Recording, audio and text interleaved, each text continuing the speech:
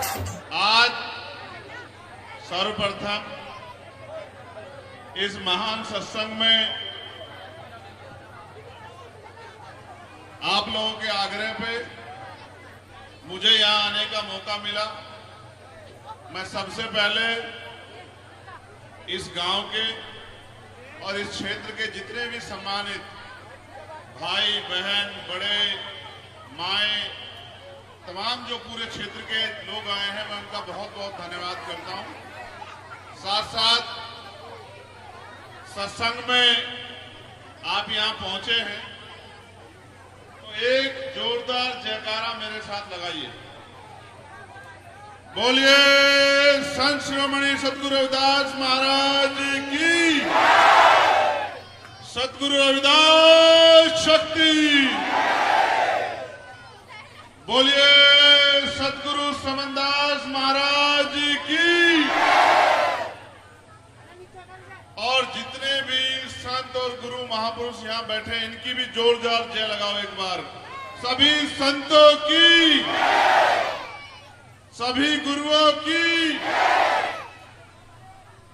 Doctor बाबा साहब अंबेडकर, मान्यवर काशीराम साहब, मान्यवर दीनदयाल वाल्मीकि साहब और स्पेशली महात्मा सतीश दास जी को मैं बहुत बहुत धन्यवाद देता हूं और सतगुरु रविदास जी महाराज से प्रार्थना करता हूं कि उनके संकल्प को पूरा करने की शक्ति सतगुरु महाराज उनको दें।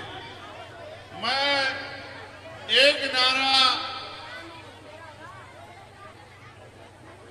गुरुजी सतीश दास जी के लिए भी आपसे उम्मीद करूंगा कि आप उस पर जोरदार जयकारा लगाएंगे। बोलिए गुरु सतीश जी महाराज जी की। अब मैं आपसे आग्रह करूंगा कि आप मुझे सुनो, बैठ जाओ। पहले बैठने नहीं देता था कोई, अब आप बैठना नहीं चाहते, क्या करें क्या करें?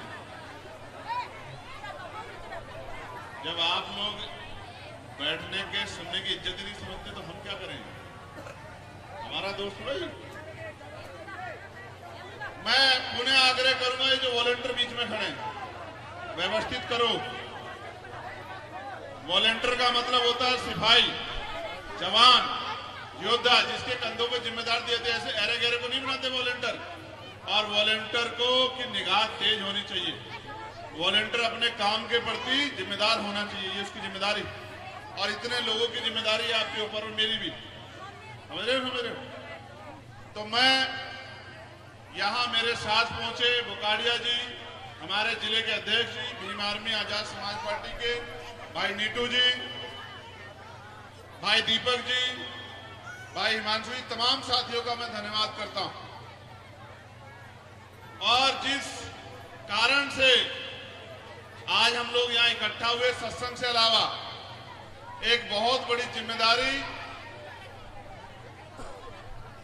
गुरुजी ने, सतीश दास जी ने अपने कंधों पे उठाई है कि ये क्षेत्र नशा मुक्त हो। इस पे लंबे समय तक हमने काम किया और जब हमने लंबे समय तक इस पे काम किया, जो लोग शराब बेचते थे हमने उनकी शराब बेचना बंद करवा दिया पुलिस से शिकायत करके। तो वो लोग जेल चले गए, जेल से बाहर आए तो जिन लोगों ने शिकायत करवाई तो उनके साथ झगड़ा कर दिया, एक और नई मुसीबत हो गई। तो फिर हमने तय किया कि इसको हम लोग नहीं छुड़वा सकते। ये जो चीज है ये जबरदस्ती से नहीं छूटेगी, ये छूटेगी मन से। और मन से तब छूटेगी जब कोई ज्ञानी, जब कोई गुरु, जब कोई संत इनको सही रास्ता दिखाए। और मैं प्रत्यक्ष गवाह हूं कि स्वामी समनदास जी महाराज जी ने लाखों परिवारों को अंधविश्वास, पाखंडवाद, तमाम तरह की कुरीतियों से बाहर निकाला। मैं इसका प्रत्यक्ष प्रमाण हूं।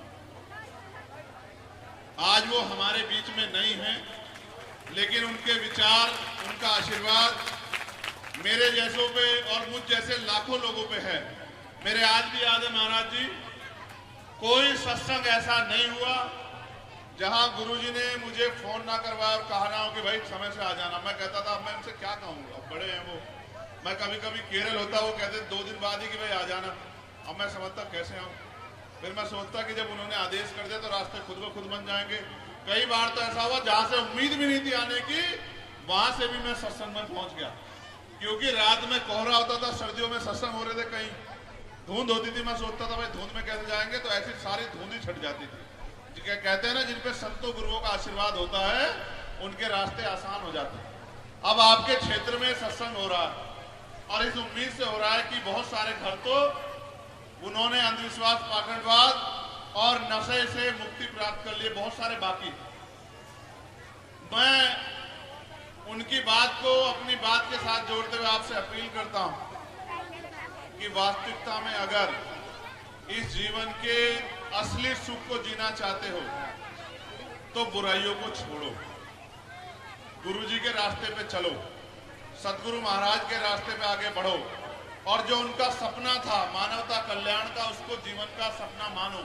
और मैं तो लगातार पार्लियामेंट में भी मैंने कहा, आपने सुना होगा, मैंने पार्लियामेंट में ये बात कही।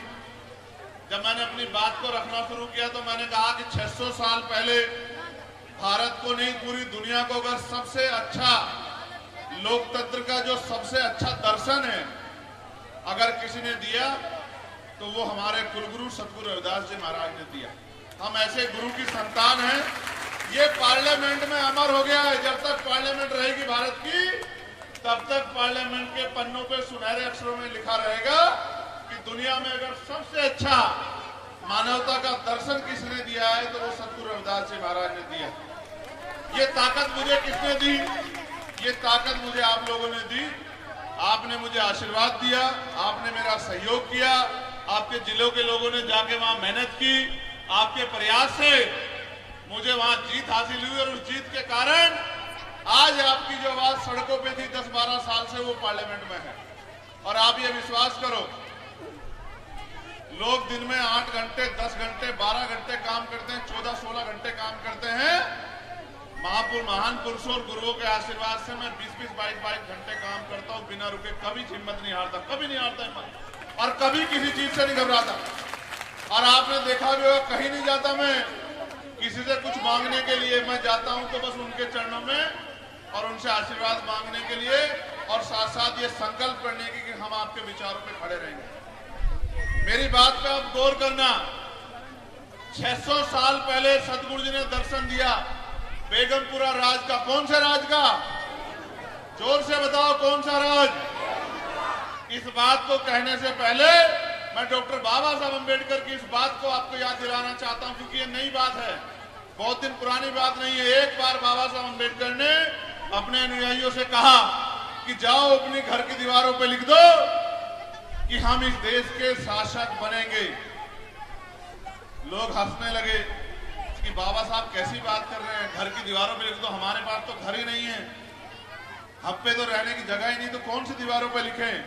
तो किसी ने बात बाबा साहब तक भी पहुंचाई कि आपने जो कल उद्देश्य वो दिया है विचार, उस पे लोग चिंता जाहिर कर रहे हैं। उन्होंने कहा क्या? कि लोग कह रहे हैं कि हम पे तो घर ही नहीं, तो कौन सी दीवारों पे लिखे? तो बाबा साहब अम्बेडकर ने कहा कि भारतीय संविधान में मैंने तुम्हें बराबर के अधिकार दे दिए हैं। तुम पे घर भी होगा, तुम पे बंगले भी होंगे, तुम पे कोठियां भी होंगी, तुम पे गाड़ी घोड़े तमाम साधन संसाधन होंगे। वो दिन दूर नहीं जिस दिन तुम लोग इस देश में शासक बनोगे। लेकिन अब फिर बात सुनो सतगुरु रविदास जी महाराज। उन्होंने 600 साल पहले कहा, ऐसा चाहूं राज में जहां मिले सबन्नु अन्न, और छोट बड़े सब बसे रविदास रहे पक्ष। जब ये बात 600 साल पहले उन्होंने कही, लोगों ने उनकी मजाक बनाई कि बताओ कैसी बात कर रहे हैं रविदास जी महाराज, राजतंत्र है, राजा महाराजा राज कर रहे हैं, ऐसा कैसे हो सकता है? उन्होंने कहा कि राज ऐसा होना चाहिए कि जहां कोई छोटा बड़ा ना हो, जहां कोई ऊंच नीच ना हो, जहां कोई भेदभाव ना हो, जहां कोई बहुत अमीर ना हो और जहां कोई बहुत गरीब ना हो, जहां किसी बहन बेटी का अपमान ना हो, जहां किसी गरीब को सताया ना जाए, किसी को खाने के लिए अन्न की, तन ढकने के लिए कपड़े की और सर ढकने के लिए छत की दिक्कत ना हो, जहां कोई भूखा ना सोए, जहां कोई प्यासा ना सोए, सब लोग बराबर हो और सब लोग इज्जत सम्मान की जिंदगी प्राप्त करें। ऐसा दर्शन, ऐसा विचार पूरी दुनिया के इतिहास में किसी भी धर्म के किसी भी गुरु संत महापुरुष ने 600 साल पहले नहीं दिया, नहीं दिया। जो बोले सो निर्भय, लेकिन आपने अपने गुरु की बात पे पहरा नहीं दिया। और जो कौम अपने महापुरुषों की बात पे पहरा नहीं देती, उसका भविष्य कैसा होता है आज हम ये देख रहे हैं। और मुझे लगता है कि उसका भविष्य अच्छा नहीं होता। अगर भविष्य अच्छा होता तो आज भी देश में लाखों करोड़ों लोग रोटी कपड़ा मकान के मोहताज नहीं होते। अगर भविष्य अच्छा होता, ये आपके सामने है। और मैं आज आपसे कह रहा हूं, जितना जल्दी हो अपने घरों की दीवारों पे लिख दो कि हमें बेगमपुरा राज लाना है। क्या कह रहा हूं तुमसे? पहले सुनो मेरी बात को। जैसे बाबा साहब ने लिखने कहा था, तब लोगों ने मजाक बनाया। क्या कहा गुरुजी? कि गुरुजी कैसी बातें कर रहे हैं, बाबा साहब कैसी बातें कर रहे हैं, हम कहां शासक बन जाएंगे। उन्होंने कहा मैंने रानी का पेट चीर दिया है, वोट का अधिकार आपको दे दिया, इस वोट के जरिए राजा बनोगे। जो राजा महाराजा है वो भी आपकी गलियों में आपके पैर छूने आएंगे, आपका पैर पकड़ के कहेंगे चुनाव के बीच कि आशीर्वाद दे दो चाची, ताई आशीर्वाद दे दो, दादा आशीर्वाद दे दो, भाई आशीर्वाद दे दो, हम भी आपके अपने हैं। जो राजा महाराजा खुद को कहते हैं वो भी आएंगे। ऐसा अधिकार बाबा साहब देके गए। आज मैं आपसे कह रहा हूं, अगर इस देश में इज्जत सम्मान की जिंदगी चाहिए और मानवता का राज स्थापित कराना है तो अपने घरों में लिख दो कि हमें बेगमपुरा राज लाना है। बेगम का मतलब होता है बिना गम का राज, जहां किसी की जिंदगी में कोई गम। अभी मैं ये कहना नहीं चाहिए लेकिन अपने दिल की पीड़ा बता रहा हूं। यहीं बराबर में आते हुए मुझे एक भंते जी मिले, हमारे साथी। वो किसी गांव से गुजर रहे थे, पंचशील का झंडा लगाया था, तो कुछ मूर्ख लोगों ने रोक के झंडा पाड़ दिया और मारपीट की, उनके साथ हाथ तोड़ दिया उनको। और पुलिस बेचारी सत्ता के आगे मजबूर है। तो और डॉक्टर भी शराब पिए बैठा था, उन्होंने जैसा बताया, और डॉक्टर ने भी कह दिया कुछ नहीं हुआ, कुछ नहीं हुआ। दूसरे हॉस्पिटल गए तो प्लास्टर कराया बेचारों ने यहाँ। तो जब वो बेचारे जाते हैं तो ये समझाते हैं सबको कि भाई भगवान बुद्ध के रास्ते पे चलो, अगर आप पे कोई जुल्म होगा तो पूरी दुनिया में रहने वाली बहुत कंट्री आपके लिए आवाज उठाएंगी। मैंने बंते जी से पूछा किसने आवाज उठाई बंते जी? बोले नहीं। तो मैंने कहा इस बात को समझ लो कि जिनका राज होता है उन्हीं का धर्म होता है। पहले राजकाज लाओ, जिस दिन राजकाज आ जाएगा उस दिन आपके धर्म का झंडा भी बुलंद हो जाएगा पूरी दुनिया में। मेरी बात को आप याद रखें। और जिनका राजकाज नहीं होता, आप अपने दिल पे गवाही रख के बताना, सब पढ़े लिखे जिम्मेदार लोग बैठे हैं और इधर भी पढ़े लिखे लोग बैठे हैं। जिन गांव में सतगुरु रविदास जी महाराज की शोभा यात्रा नहीं निकलती है, अगर वो निकालने के लिए जाते हैं, कहने के लिए कि भाई हम निकालना चाहते, तो क्या कहती है पुलिस? क्या कहती है बताओ? हम बताते क्या कहती है? कहती है नई परंपरा नहीं लागू होगी, जिस गांव में नहीं निकलती थी उस गांव में नहीं निकलेगी। बताओ सच है या नहीं है? बताओ। तो यानी कि जिनका राज होता है उन्हीं की शोभा यात्रा भी निकलती। समझे नहीं समझे? तो राजकाज आ जाएगा तो शोभा यात्रा की परमिशन भी मिल जाएगी। राजकाज आ जाएगा तो आपके दुख दर्द भी दूर हो जाएंगे। राजकाज आ जाएगा तो आपके बच्चों को रोजगार भी मिलेगा। राजकाज आ जाएगा तो आपके टूटे हुए घर भी ये बंगले महलों जैसे हो जाएंगे। क्योंकि राजकाज जिन पे होता है उन्हीं के हाथ में चाबी होती है कि किसको क्या देना है और कहां क्या कराना है। राजकाज आएगा तो आपके यहाँ अच्छे स्कूल बनेंगे, अच्छे कॉलेज बनेंगे, अच्छी यूनिवर्सिटियां बनेंगी। राजकाज आएगा अच्छे हॉस्पिटल बनेंगे। राजकाज आएगा तो जिन पे जमीन नहीं उनको जमीन मिलेगी और बहन बेटियों को सम्मान का जीवन मिलेगा। कोई गुंडा आग नहीं उठा के देख पाएगा बच्ची की तरफ, किसी माँ की तरफ, किसी बहन की तरफ, उसकी खाल उतार ली जाएगी। अगर कोई गुंडा किसी गरीब की बच्ची की तरफ आग उठा के देखे कब होगा? जब राजकाज आएगा। और जब तक राजकाज नहीं आता तब तक हरिद्वार में आज ही लौटा हूं मैं वहां से, दरिंदों ने आपकी 14 साल की बच्ची को नोच दिया। महात्माओं, मेरा मन भी करता है कि मैं आपकी तरह आपके रास्ते पर चल पड़ूं, लेकिन मेरे कंधों पे जिम्मेदारी बहुत है। आप ये काम कर रहे हो, मैं आपका धन्यवाद करता हूं समाज को सिखाने का, लेकिन मैं समाज को महापुरुषों के रास्ते पे ले जाकर पैरों पे खड़े करने का काम कर रहा हूं। और मेरा विश्वास है कि आने वाले 10 साल में इस देश में ऐसा ऐतिहासिक परिवर्तन होगा कि आज जिनको जुल्म करके सताया जा रहा है वो इस देश की बड़ी बड़ी कुर्सियों पर बैठे होंगे और उनको इज्जत सम्मान की जिंदगी मिलेगी। राजकाज आएगा तो कुटीर उद्योग लगेंगे, महिलाओं को घरों में रोजगार मिलेगा। राजकाज आएगा तो सर पे ईंटें नहीं उठानी पड़ेगी। राजकाज आएगा तो कोलू पे भट्टों पे काम नहीं करना पड़ेगा, किसी बहन बेटी का अपमान नहीं होगा। आपको याद होगा इन बागपत में 1 महीना नहीं बीता, 1 साल नहीं बीता, ये जानते लोग, जानते हो नहीं जानते हो दर्द को, कि जब एक बच्ची कोलू पे काम करने गई थी उसको कोलू में झोंक दिया था गुंडों ने। याद है नहीं याद है आप लोगों को? राजकाज होगा तो इज्जत की जिंदगी होगी। राजकाज लोकतंत्र में वोट से आता है। आपने सबको ताकत देकर राजकाज दिया। जिन्होंने राजकाज में जो लोग बैठे वो लोग अपने घरों में पड़ के सो गए। आज आपका बेटा, आज आपका भाई हिम्मत करके लड़ रहा है। बताओ मदद करोगे नहीं करोगे? बताओ। क्या तो मेरे काम में कमी, बताओ कोई कमी है मेरे काम में? बताओ कहां नहीं अड़ता तुम्हारे लिए? कहानी का और क्या चाहिए मुझसे? हर लड़ाई लड़ता हूं। दिल्ली का टूटा हुआ गुरु घरों बताओ 66 दिन जेल काटी नहीं काटी? आप बताओ। बताओ लाठियां खाई नहीं खाई पुलिस की? बताओ सहारनपुर में जब जुल्म हुआ 16 महीने जेल काटी नहीं काटी? बताओ मेरी अपनी लड़ाई थी क्या? बताओ मेरी अपनी लड़ाई थी क्या? कोई एक लड़ाई बताओ मेरी अपनी हो, जितनी उम्र से ज्यादा मुकदमे हैं मेरे ऊपर। एक लड़ाई मेरी अपनी नहीं, एक लड़ाई मेरी अपनी, सारी लड़ाई समाज की है। और इसलिए लड़ाई है क्योंकि अपने लोगों पे, गरीबों पे, कमजोरों पे, किसानों पे जुल्म होते नहीं देख सकता।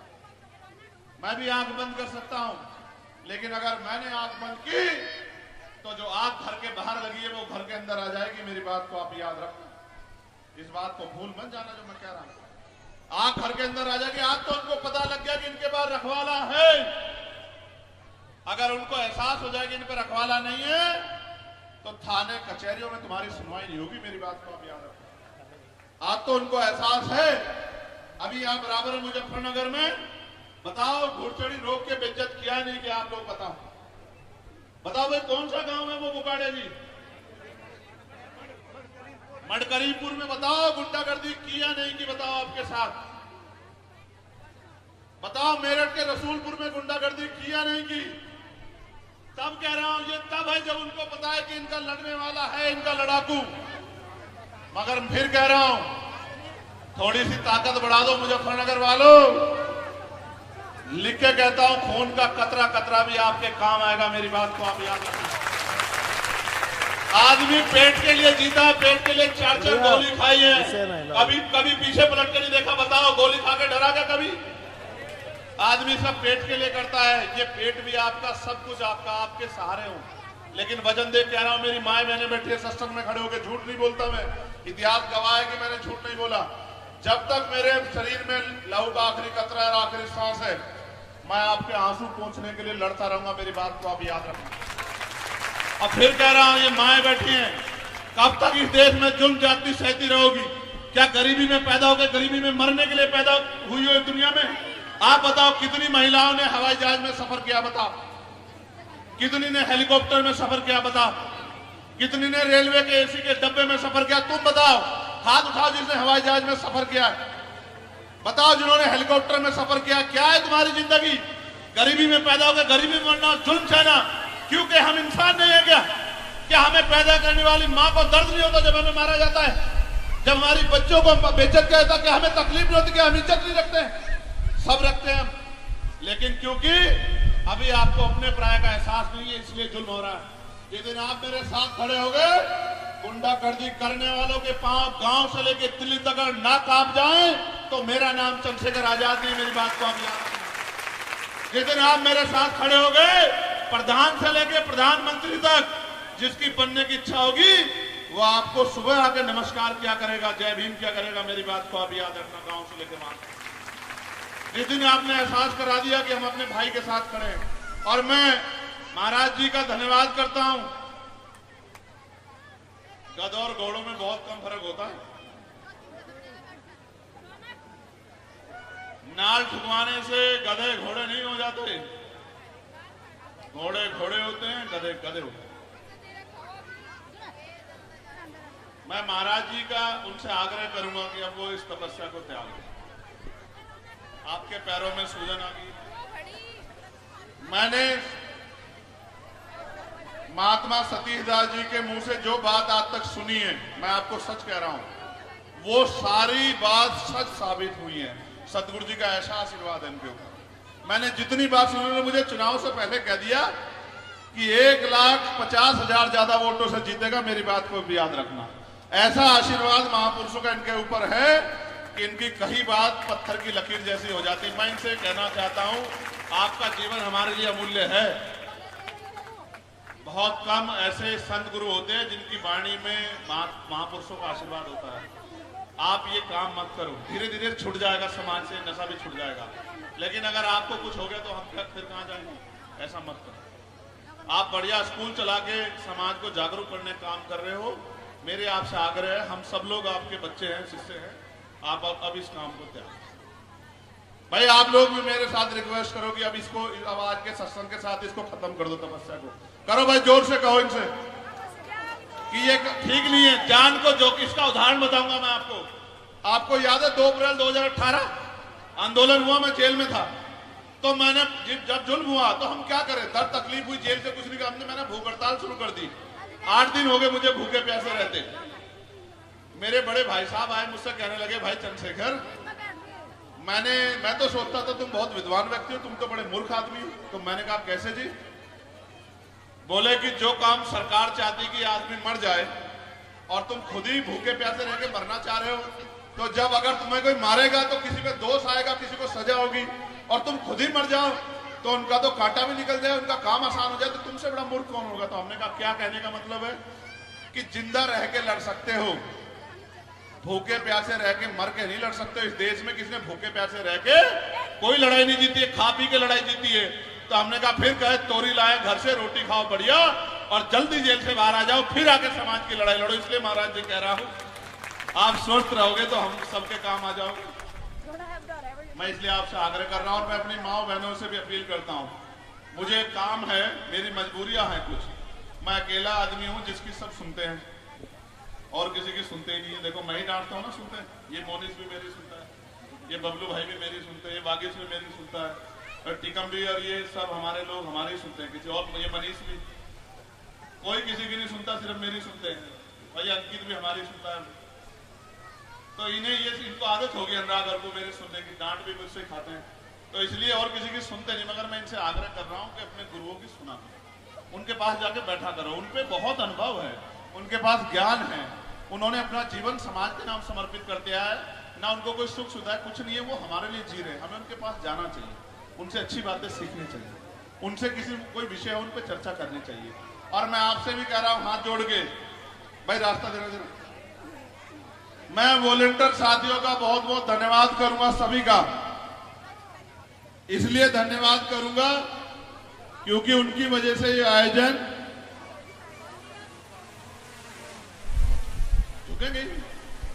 झुकेंगे। बागपत के लोग पूंछ पकड़ के खड़े रहो, किसी की तो झुकोगे, और क्या होगा?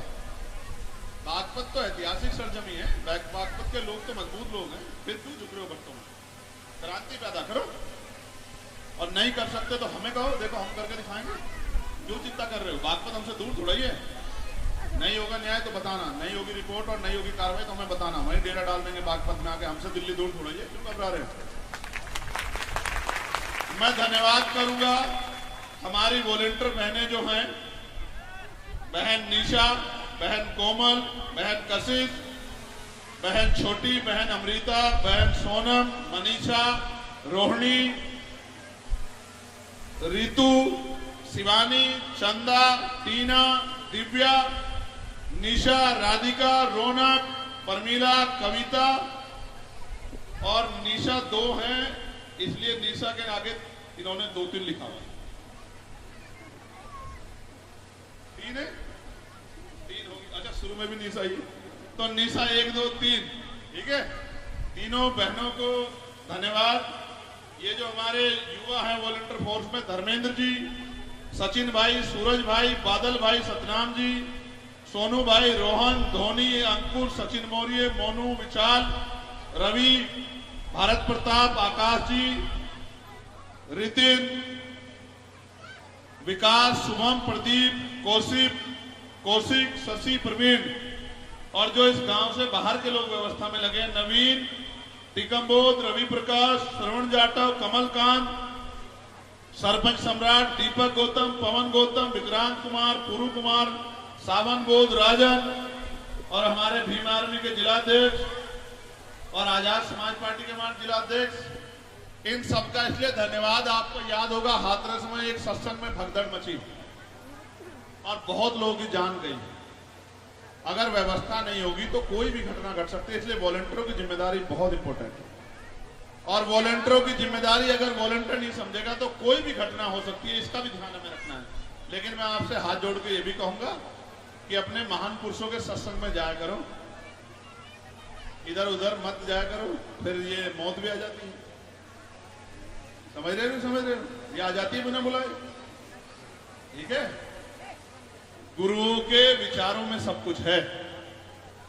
शरीर तो एक ना एक दिन त्याग करके पूरा होना, विचारों में महापुरुषों के विचारों पे चलो। ठीक है, और जो बहनें पढ़ रही है पढ़ाई करो। हम मेहनत कर रहे हैं, सतगुरु जी के आशीर्वाद से आगे बढ़ेंगे, फिर नौकरी देंगे आप लोगों को। चिंता मत करो, अच्छे से पढ़ाई करो, चिंता मत करो, घबराओ मत। और जो नौजवान हमारे पढ़ाई कर रहे हैं उनसे भी कह रहा हूं, बहुत दूर नहीं है लखनऊ, 3 साल की बात है। आप याद रखना, 3 साल में हम भी एडी चोटी का जोड़ लगा देंगे, गली गली घूमेंगे। आप मन पक्का रखना, 3 साल बाद इतनी ताकत बनेगी कि रोजगार के लिए हाथ नहीं फैलाना पड़ेगा। मेरा वादा, इस बात को आप लिख लो। और ये जिंदाबाद के साथ साथ मेहनत भी करो। और मैं महात्मा जी से और सभी गुरुओं से ये अपील करूंगा कि अब मुझे जाने की इजाजत दे दो, मेरे पास बहुत सारे काम हैं। और मैं सदगुरु महाराज से ये प्रार्थना करूंगा कि आपको सदगुरु जी दीर्घायु करें और आपका आशीर्वाद समाज में करें। वॉलंटियर अपनी अपनी जिम्मेदारी संभाल लें। भाई एक जानकारी मुझे आपको देनी, कुछ लोगों को गलतफहमी है, वो कहते हैं भाई आपने चमार रेजिमेंट की मांग क्यों कर दी, ऐसे तो जातियों की रेजिमेंट बन जाएगी, ये हो जाएगा। तो मैंने उनको सिर्फ मुझे ये बताना इस मंच के माध्यम से कि चमार रेजिमेंट, इतिहास पढ़ो भाई, इस देश में सबसे पुरानी रेजिमेंट में से एक रेजिमेंट है चमार रेजिमेंट। और ये 1942 में बनी है, 40 से 42 के बीच में, और 46 में उसको खत्म किया गया। वो बहुत बहादुर रेजिमेंट थी, उसका इतिहास पढ़ो। मैं तो सिर्फ उसको बहाल करने की मांग कर रहा हूं। मैं सिर्फ ये चाहता हूं कि उस रेजिमेंट को बहाल करके हमारे नौजवानों को देश की सेवा करने का मौका दिया जाए। हम बताएंगे कि हमसे ईमानदार देश के लिए हमसे बहादुर कोई नहीं। इसलिए मैंने मांग की है, हिस्ट्री पढ़ लो। मैं कोई हवाई मांग नहीं कर रहा हूं, मैं ऐतिहासिक मांग कर रहा हूं। सरकार कहती है कि हम अंग्रेजों की नीतियों के खिलाफ है, उन्होंने अभी आईपीसी, सीआरपीसी एविडेंस को बदल दिया। अंग्रेजों ने वो रेजिमेंट क्यों खत्म की थी ये भी पढ़ लो। इसलिए खत्म की थी क्योंकि उन्होंने मना कर दिया था आजाद हिंद फौज के खिलाफ लड़ने से। इसलिए मैं आपसे आग्रह करूंगा, आप भी पढ़ा करो, कोई सवाल करे उसको जवाब दिया करो। अपना इतिहास पढ़ो, इतिहास पढ़ोगे सब समझ आ जाएगा।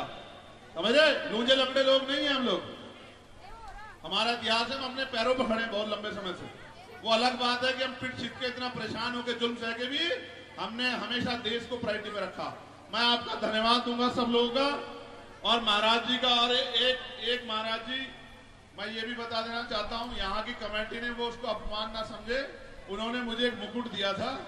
भाई मैं मुकुट पहन के क्या करूंगा, कोई मैं राजा महाराजा थोड़ा ही। मैं आपका सम्मान करता हूं, लेकिन वो मुकुट महापुरुषों के लिए और महापुरुषों की सेवा में होना चाहिए। मैं तो संघर्षशील आदमी हूं, मेरा काम मुकुट पहन के राजा बनना नहीं, मेरा काम तो आपकी सेवा करना है। मुझे मेरा काम करने दो, मुझे फोटो वोटो से फुर्सत दिया करो थोड़ी सी। अगर फोटो से फुर्सत दोगे तो मैं ज्यादा काम करके दिखाऊंगा। तुम मेरा बहुत सारा समय फोटो में ले जाते हो, यही समय है, ये काम करने दो। देखो 10 साल कितने अच्छे हो जाएंगे।